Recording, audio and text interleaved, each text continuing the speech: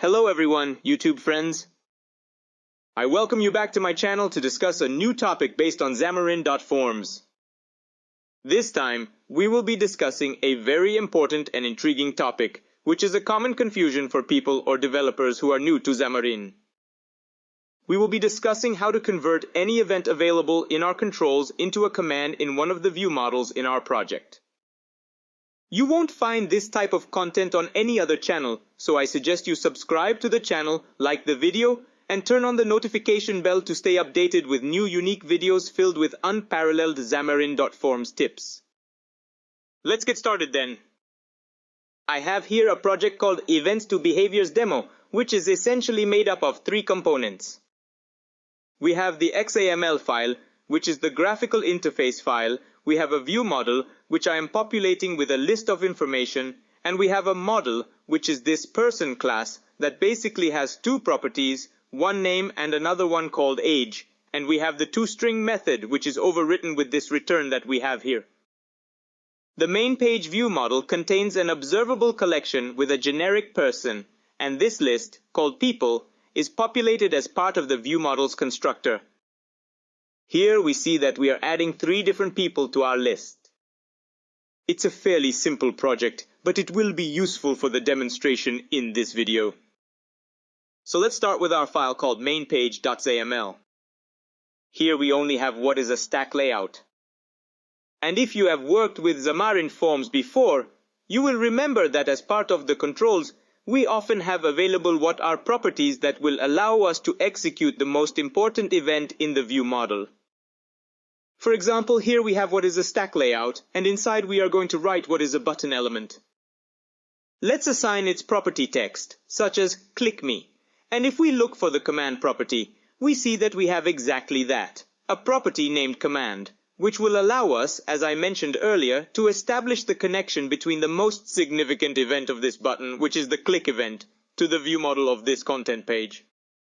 So, we are going to create a binding, and we are going to name this command button command. Okay, now that we have defined this command, we can move to our view model and we will start writing this view model property, which is indeed a command. So we are going to write public and command the name of the command, which has to be the same name that we assigned in the XAML file, that is button command. We are going to paste this syntax and we write its respective get with its semicolon. And this can define what is a new command. We write a lambda expression to indicate that we want to execute certain code as part of this command.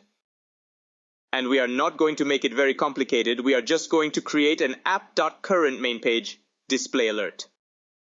And although this is not the most optimal, the truth is that we are only using this code for demonstration purposes. We are going to set the title as button pressed, as the second parameter the message button was pressed, and finally we are going to put an OK for the button message.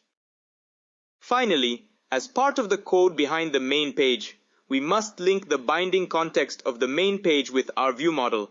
That is, we are going to create a new instance of the main page view model, and with this we connect the main page with the main page view model. Let's test this code to ensure everything is functioning as expected. Alright, the application has launched. Let's press this button and observe that this message pops up, which is a part of the view model. This illustrates how we utilize one of the default commands that are integral to the controls to associate it with a view model. Now, quite often, as I alluded to earlier, one of the most frequent inquiries I receive is how to connect any event from any control to the view model, and one possible solution is via an attach behavior. And if you're taken aback because you've never come across this term, I'm going to provide a link where you can gain more insight into these concepts. Alright, to give you a broad understanding of what an attach behavior resembles, I'll demonstrate it swiftly. Here we have an attach behavior, and it's evident that it's a class that enables us to trigger an event, and we can connect that event with one of the commands in our view model. And essentially, we are accomplishing this in this section, where we are appending the onItemTapped method to this itemTapped event, which in this instance is the event of a list view. As you can observe, this code can be somewhat intricate and complex, and most importantly, it can consume valuable time that we could allocate towards actual development. As you are aware, time is our most precious asset as developers. Therefore, we need to devise a strategy to optimize our time. And luckily for us, there exists a NuGet package that will significantly simplify this task. We're going back to Visual Studio, and I'll demonstrate an event that people frequently ask me about. Although there's an alternative way to specifically solve this issue, we're going to address it in the video. It's about handling the item tapped event of a list view. To do this, within our stack layout, we'll define what a list view is, specify that its item source will be equal to a binding, and we'll associate it with the people list, which I presented earlier. Let's quickly test the application, and here we have a group of elements that are already included in the list. If we move on to examine the list of commands that belong to our list view, by typing the word command, we notice that we only have one command named refresh command. The description informs us that this command is triggered when a list view enters an updating state, meaning it doesn't serve our purpose. What we want is to be able to connect the item tapped event to our view model. So how do we resolve this? Well, we're going to install a NuGet package.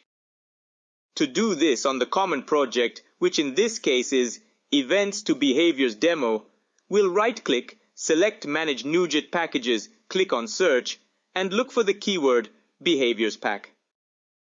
Okay, this NuGet package by Atsushi Nakamura appears. Let's click on Install. It's an extremely quick installation, and we only need to install this package in the common project, not in the platform-specific projects. Then we close this tab, and the next thing we'll do is add a namespace in the file where we want to use this NuGet package. In this instance, we're going to utilize it here in main page, so we'll go ahead and establish a new namespace, xmls:, we'll name it behaviors pack, and this will be equal to CLR namespace:. We specify what the namespace is, which in this scenario is Xamarin Forms. Behaviors pack, assembly equals Xamarin Forms, behaviors pack. We close these quotes and we observe that no error emerges, indicating that we can employ this namespace without any complications. You ought to ensure to write this syntax accurately, otherwise what we're doing won't function. Observe that in the first section we utilize colons, and in the second section we use the equal symbol. Okay, we're now prepared to use behaviors pack. A crucial thing to understand is that every control or view in Xamarin.Forms possesses a property named behaviors. For instance, we can inspect this button we have here. We write button, dot, and we have this behaviors section here. So all Xamarin Forms controls have this property. We're interested in this property, but in our list view. Hence, within the list view, we'll indicate that we desire to access this property named behaviors. And within behaviors, we'll use the namespace of the NuGet package we installed. That is, we're going to write behaviors pack, and we have accessible a set of different classes that we can use as part of this list view's behaviors.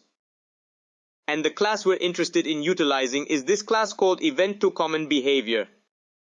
So, we're going to indicate that we want to use it. Here we have it!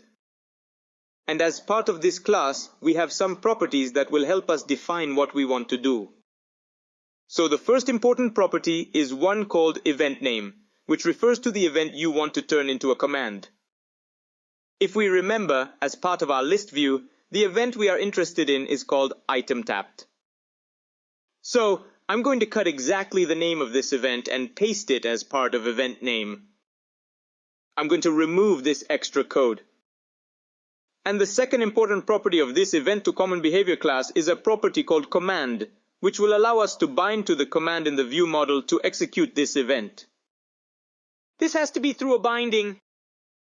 So we write binding item tapped command, which is the name of the command we will specify in the view model.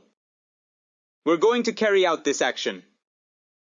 We copy the name of this command. We return to main page view model, where we have our different commands. And we're going to indicate public I command. We write the name of the command item tap command. We specify that it is a property that will be equal to a new command. In this initialization, we indicate that we want a lambda expression within this property. We're going to copy this message we had before, and we're only going to change the title, which in this case the title will be equal to item tapped. The message will be equal to item tapped fired. And okay, as the cancellation message. And this is the perfect time to see this magic in action. Let's then launch the application. Here we have our application again. And we're going to see what happens if we click on any of these elements. This is truly magical. We see how this message is being triggered, which is essentially indicating that we are already linking the event to the command. Perfect! Everything is working flawlessly except for one detail. What would happen if we wanted to retrieve information about the object of the selected element? As it stands now, this is not possible. But the creators of the plugin have considered this, and they provide us with a set of additional properties to use. Let's then return to our XAML file. And if we look, as part of this class, we also have a property called EventArgs property path available. And what does this property refer to? Well, to see it in a practical way, let's go back to our list view.